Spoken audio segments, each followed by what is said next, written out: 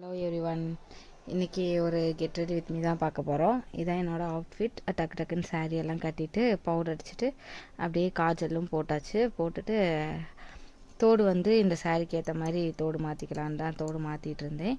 அப்புறம் தலையெல்லாம் சீவிட்டு எனக்கு வந்து எப்பயுமே இந்த ஒரு ஹேர் ஸ்டைலாக வந்து எப்பயுமே செட் ஆகும். அந்த ஹேர் ஸ்டைலையுமே போட்டாச்சு.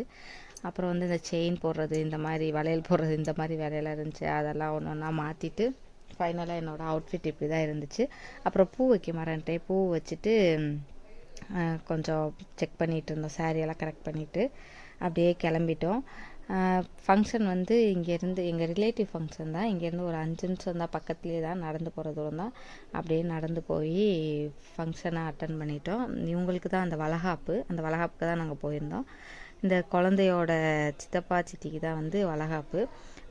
வலையெல்லாம் போட்டு சாப்பாடெலாம் போட்டாங்க. சாப்பிட்டுட்டு அப்படியே கிளம்பிட்டோம். இவர் எங்கே போனாலும் இந்த கல்கண்டை எடுத்துகிட்டு ஓடியாந்துருவார்.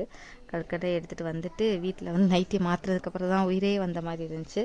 ஃபைனலாக ரசம், சாதம், குடல் குழம்பு வச்சு சாப்பிட்டோம். பாய்.